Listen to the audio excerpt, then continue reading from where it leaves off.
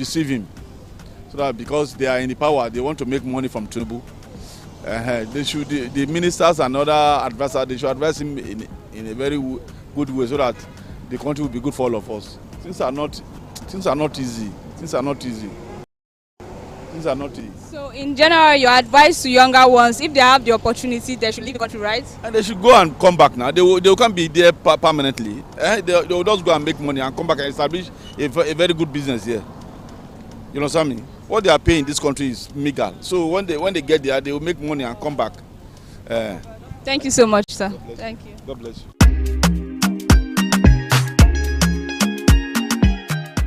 Well, from the streets of Asaba, from the mouths of Nigerians, we have heard from some people that think that staying back in Nigeria is actually good, while some others think that living is the ultimate solution to our problem. Well, probably the real solution is not really about staying or living, but it's about creating an environment where Nigerians can thrive from anywhere. My name is Rejoice Anusi, and this has been Street Talk on Delta Television, the People's Pride. Thank you. Make it juicy.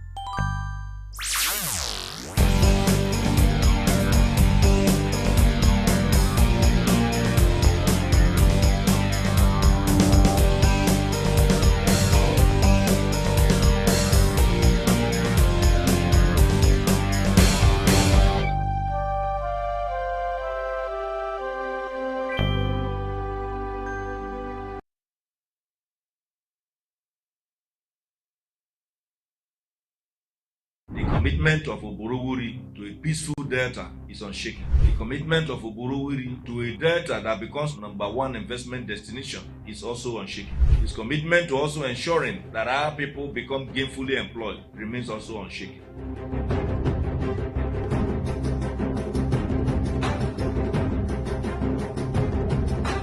The governor, from the time he campaigned, contested and won the election, was very clear on the need to carry all Deltans along, listen more and do more. The governor has demonstrated fairness across all divides, bringing development that are meaningful to the different communities, ensuring that we embark on reforms that are realistic enough to, of course, trigger a whole lot of development across the 25 local government areas, and at the same time, creating opportunities for all aspects of our dear state.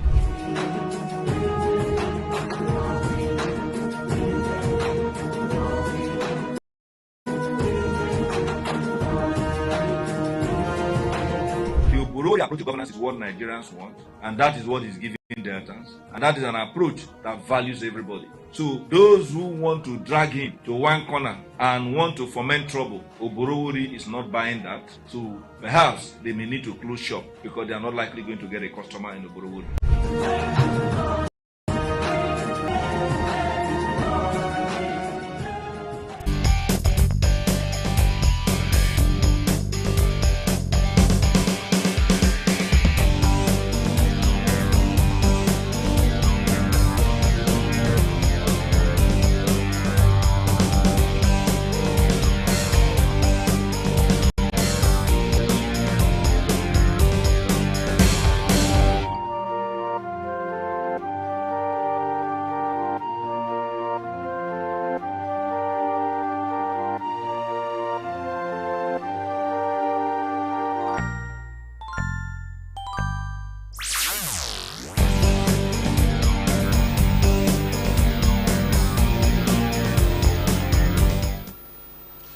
Watching Delta Television's Morning Ride, Wednesday's edition, and you're right here with Francis and Perpetua. Well, It's time for us to go on our next phase. I hope that you had a great time seeing how people around have discussed about the Jagba syndrome, whether they are leaving the country or not. And they say, to some, it's a solution away from this country against the challenges in the country, so to speak, while others have the mindset that, you know what, Nigeria is our home, let's build it together. But the thing is, the big question that keeps resounding in my mind is if things were better, not as good as, what's going on in the United States, but at least to a very large extent better, like we had it about 10, 15 years ago. I'm sure that lots of people will not want to leave Francis. Ironically, 10, 15 years ago, many Nigerians even thought that we were not having the best of times. They thought that. But I think it's better. worse now. Yeah, I think if you check the economics, you see that indeed it's worse. The truth is, it might even get worse than this. But it takes a team effort for it to work in Nigeria, for us to work as Nigeria, as Nigerians as well, and we all have to put our hands together, not to upload the situation of the country, but to lift Nigeria away from the situation to be devil in it. We can do this. But it takes one person at a time. It takes the love and selflessness of Nigerians in Nigeria to turn the tide of the country into a smooth sail. Now let's check out the papers this morning and see what we have got making the headlines now. We know we're expecting to see Dangote on the headlines, the NLC on the headlines. Let's find out. We have the Vanguard newspaper, the Tribune, we have New Telegraph, Daily Sun, the Guardian. I think we also have This Day, Daily Trust, the newspaper. Punch. Wow. So, yeah. All right, we're going to begin first with the Vanguard newspaper. But we'll look at these papers, we'll look at them, and then we'll try to render our 2 cents on some of the stories as they appear. The Vanguard newspaper has appeared on our screen. The headlines: workers facing worst survival crisis in Nigeria's history. This is coming from the NLC. The writers says citizens being crushed by inflation, insecurity, poor wages. The other writer says Nigerians now spend 80% of income on food. Hungry man feed an angry man. At the top strip, we have CBN revokes licenses of ASO Savings Union Homes. That's on page 19. The writer says Nigeria's 80% unemployment rate, indictment on leadership. This comes from Peter Obi. Okay, that's a different story entirely on page 8. Nigeria's 80% unemployment rate, indictment on leadership. This coming from Peter Obi. Just close to that big story, where we have this big picture of the governor of the Central Bank of Nigeria, Mr. Kemi Cardoso, with president of the U.S. Africa Business Center. Just close to that big picture there, we have Falana to AGF, rearrest 10 soldiers, arraign 400 terror sponsors on page 6. Falana to AGF, rearrest 10 soldiers, arraign 400 terror sponsors. When I let the photo speak, NBA police disagree over tinted glass permit enforcement. Wow. The writer says police exhibiting troubling disregard for rule of law. Call IGP to order, NBA tells Tinubu. No court restrained police from enforcing order. And this is coming from the force headquarters. Underneath that story, we get into the bottom strip. Duke Ogunbiyi Media Titans grace Uncle Sam's art exhibition. On page 10, on page 8, emergency rule. PDP, ADC differ with AGF over Supreme Court ruling. That's on page 8. And page 9 says, the cabal made Buhari lock his room against me. That's coming from the former First Lady, Aisha Buhari. Well, those are the stories making the front page of the Vanguard newspaper. We get back here to the studio, and then we look at some of these headlines. Big one there on the screen there. It says workers facing worst survival crisis in Nigeria's history, and that's coming from the NLC. The writer is even very, very amazing. It says citizens being crushed by inflation, insecurity, and poor wages. Then Nigeria now spends 80% of income on food. And I made a side comment that, you know what, a hungry man is an angry man. Once upon a time, we used to have these ratings as the happiest country in the world. I've not heard about that again. You know, so how people, they now have the slogan, suffering and smiling. Yeah. But I think that the smiles now does not really indicate happiness anymore. Because we have learned that sometimes smiles could be deceiving. There could be something else. People are really cashing out every single money they make on food, while there are others who are giving out everything at all and surviving, struggling, find it hard to even have something to eat in this country. Do you know that when I have money, the next thing I'm thinking of is how to stuff my house with food? Like, it's just a basic instinct. I don't used to have that thought. I don't used to have that kind of imagination. But right now, I even anticipate the money does not hit my account on food. No, it's funny, but then it's the reality. And I used to wonder if I, as a person, fending for myself, have that kind of thought process that even the money I'm anticipating and budgeting about 85 to 90% of on food. How about married people with families? That's with 3 children, that's with a lot. 4 children. I don't want to imagine what they're going through, Francis. And they'll have to pay. It's not funny. They'll have to pay their house rent. School fees. School fees. Unforeseen circumstances. Yes, miscellaneous is a lot, I tell you. It's really much. And then if you check out also this front page of the Vanguard newspaper, Nigeria's 80% unemployment rates indicting the leadership coming from Peter Obi. Well, Peter Obi has been a very strong voice against some of the excesses or limitations of government. And I think that's what opposition politics should be about, indeed coming out to speak against these shortcomings, to speak against reservations, to applaud indeed areas where the country might have done better, the government might have done better for itself. But in all, the realities are really staggering, stuttering, making one wonder really what's the hope for Nigeria, as the case may be. But if you look at it again, you ask yourself questions. What can we do to get out of this situation where we are right now? First things first, insecurity. Workers, farmers are now struggling to go to farms, paying monies to security agents to protect their farms, paying monies to terrorists or bandits to avoid them, to give them leniency while they are causing mayhem around their societies or communities. That means the price of food is getting higher.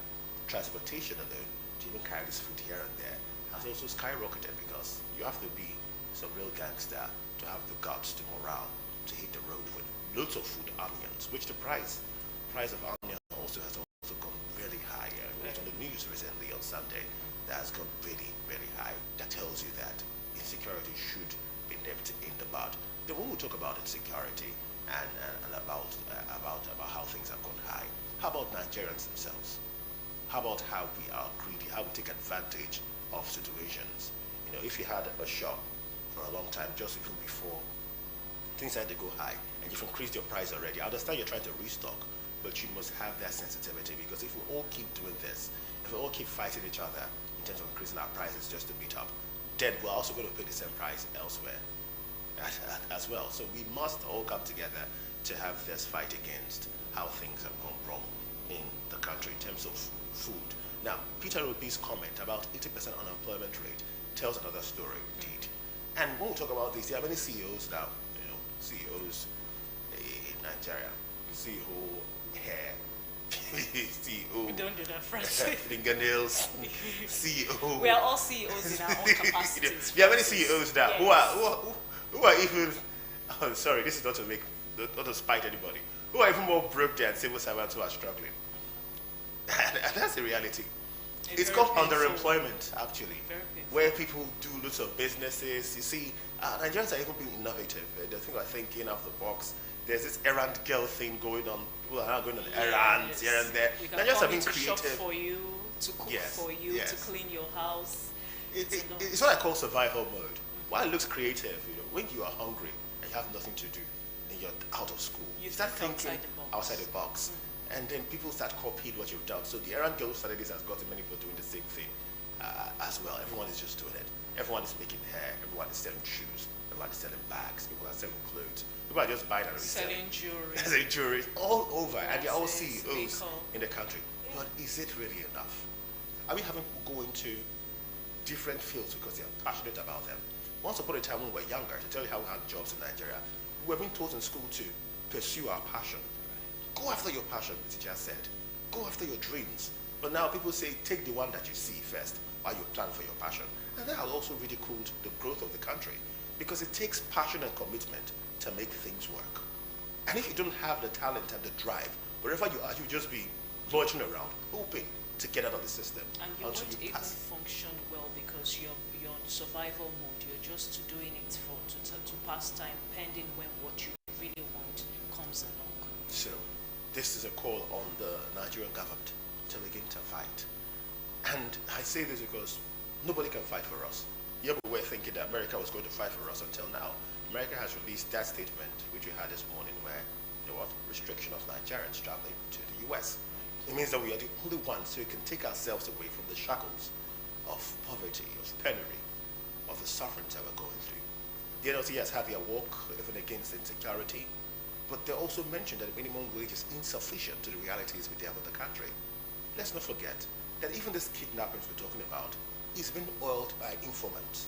And who are the informants? Informants are those who might be working around you. Your colleague at the workplace might be an informant. Do not trust anybody, that's what they've said. And because of poverty, the drive, the hunger to make means, through any means necessary, people end up snitching and giving information to even those who would. Nobody has any level of trust for anybody anymore. So maybe the social security can overwhelm the insecurity that's been done in the country. I've said on this ride, on this set, that one of the most peaceful places I've seen was when I traveled to Lagos. I think we were around Lekki or Victoria Island, and we're going to find out that place again. And I saw a mosque and a church very close to each other. But that's a very posh area, that's what Nigerians call it. And in that area, the wealthy people are there. The children from the mosque and the children from the church were playing together like though, as though it was heaven. And I realized that it's not religiosity that's our problem, it's poverty. Because the children of that mosque and the churches, their parents would see children playing around with each other, and they would just wear a faint smile and keep on doing whatever they were doing. Nobody was having any kind of tension. Poverty should be eliminated. Social security overwhelm insecurity bothering Nigeria. Let's look at our next papers now. I think that's a perpetual. All right, the next paper is the Nigerian Tribune with these headlines. The first headline here on the Nigerian Tribune says, Dangote petitions ICPC, NMDPRA boss fires back. And the writer to that story says, Dangote confirms readiness to provide evidence how I funded my children's education in Switzerland. Farouk Ahmed responds, insists on thorough probe. Now at the top strip, it says, NLC to hold protest over rising insecurity today. Yes. Yeah, and NB Islam's police over tinted glass permit enforcement. 2026, Senate cuts crude oil benchmark to $60, passes MTEF. Tax Acts, Dino Melaye threatens to sue NAS over VAT provisions. 2027, PDP rallies ex-governors and ministers, and ex-ministers rather. Okay, on the health sector, it says AI now decodes sweat for early sign of disease. Wow. That's beautiful, actually.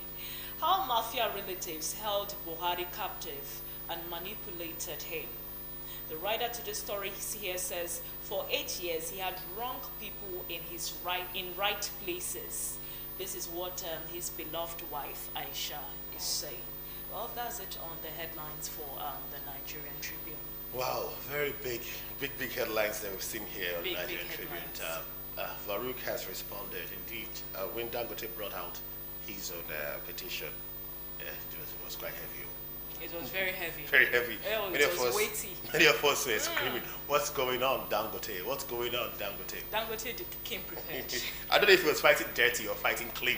Aliko Dangote, I don't know if that was dirty or clean. But maybe dirty in the sense that people say, this is not how men fight. Clean in the sense that the Nigerian citizens are saying, yes, so okay, expose them, expose our enemies. And who wouldn't say that, really? Pepecha and I, we had a conversation before we come on set about this money. So, in fact, when we argued about the money, some of them were not realistic. $7 million, all the while for your children. All the while, $7 million. I went into a momentary shock when I saw the money last night. And I was like, what is going on? Are we still in the same country? And Dangote rightly said, the because man you're a has been civil servant, yes, sir. Yes, all I the don't while. know. Well, he's brought out his own excuse. He says he has reasons why he's made that money. But this is on the ICPC to do its job, really. And a big question, against the ICPC is what is going on? What are these declarations we do around the service, public service? We know we make declarations every now and then. We are always declaring. There are times where they make us bring out our passport photographs, run around our banks, trying to, any transaction you make, as broadcasters, we know that there are many side jobs that we have to survive in the country, whether it's mastering of ceremony, voiceovers, and the rest of them, write-ups, article write-ups, and reporting that we do, and we are paid. Every now and then, little monies to help us. We have to declare all these things every now and then. And it's normal for civil servants. So it should have been quite easy when Dangote brought all these accusations up. Hey, Farouk, what are you doing? And then they just brought up, okay, look at the receipts. This should have not been a merry-go-round where the man has to even reply in the first place. You should have directed Dangote straight to the ICPC and straight to every group that has been monitoring public servants in the country. I think it's a problem of improper track and record keeping. Because it's not enough to say that we do all of these things to ensure check and balance and transparency in the system. Now, if we had done this assets declaration 10 years before, can they bring back the documents to say, Francis Ofulwe, this is what you declared 10 years ago? I think that's the big question we have in the country. We are so good at, doing periodical checks, balances, transparency, all these activities that, have us low-key stressed because we are going from one office to the other, from one place to another. Sometimes we budget or we say, okay, we are going to be spending 2 hours in this particular office, but Francis, give and take, we end up spending the whole day, sometimes without being attended to. We've got to come back the next day. All of it is beautiful to ensure that, there are no blemish or problems in the system. But above that now, can you track back the record to say, Perpetual, this is what you signed? Because if these records were tracked and Dangote came out to make these heavy allegations